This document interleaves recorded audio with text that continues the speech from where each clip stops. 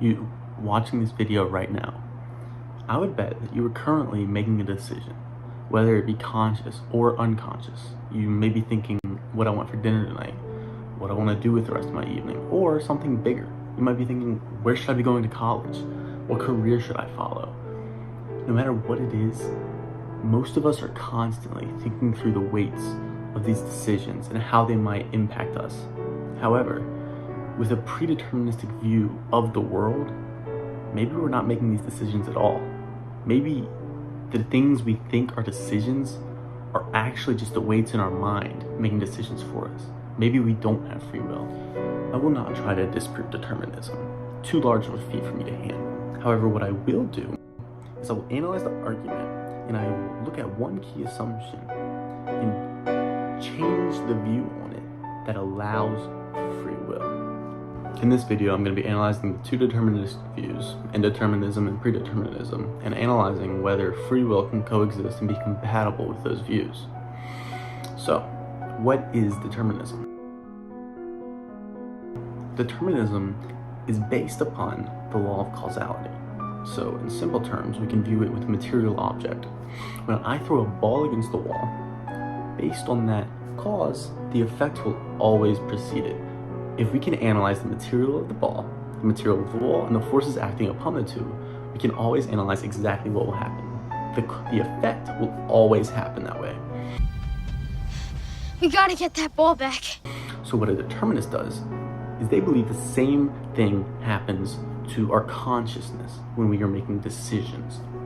So when I analyze a boy deciding what type of ice cream he wants, it can be seen as he has the decision either to get chocolate, strawberry, or vanilla, right?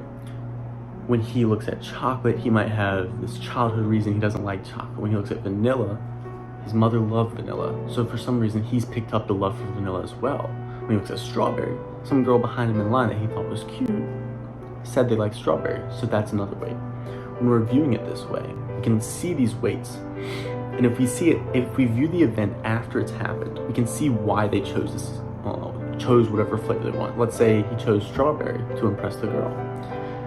When he chose strawberry, we can view it the same way we view the ball hitting the wall. Because of the weights, think of it as a scale in the mind, and he's weighing these against each other. Whatever is heaviest will always be the decision. He will always have chosen strawberry because that weight had the most influence upon his mind.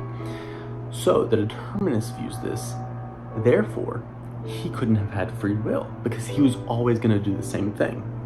However, I believe that this view abuses the separation of the objectivity and the subjectivity of the human. In this video, I'm not going to be trying to disprove determinism. Instead, I'm going to analyze it. I'm going to look at key assumptions that it makes that, when better analyzed, accepts free will, or at least makes enough room for free will to be a possibility. This view that accepts both determinism as well as free will is called compatibilism. For this argument to work, I will have to reform the view on time and how time works within the world and reality as we know it. I will be viewing time as a series of slices or moments.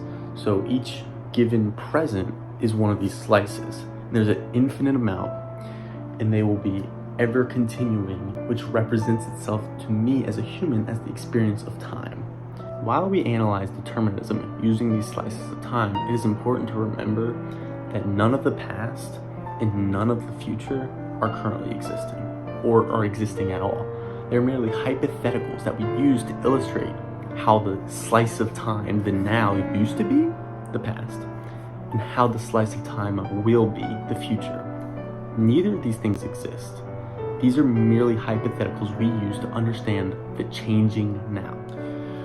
So what the determinist is going to say in response to this is that, yes, the only thing that exists is now. However, the now, the current slice, is influenced in many ways by the past. The boy in the ice cream shop who's making a decision is influenced by the past.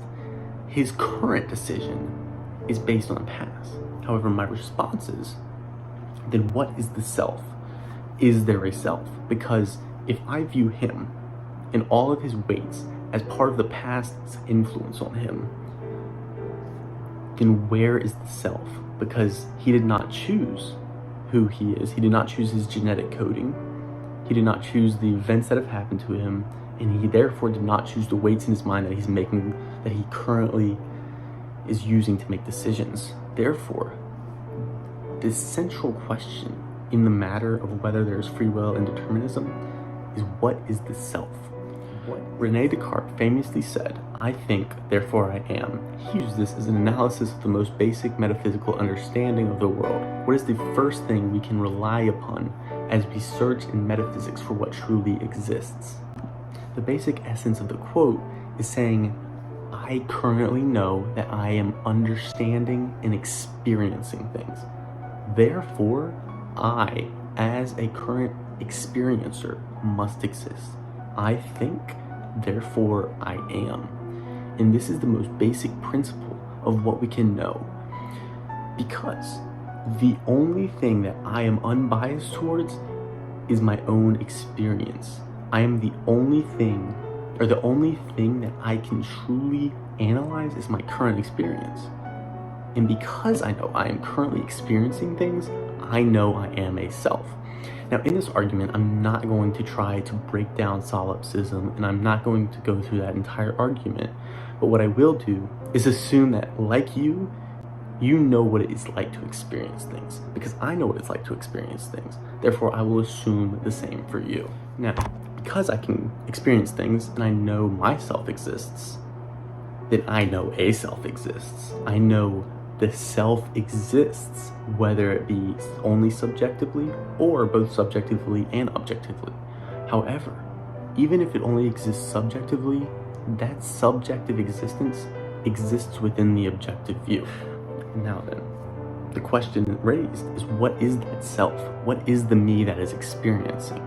So when we go back to our slice of now, when we go back to what I am currently experiencing, and the self in that moment is the current experience of a single consciousness.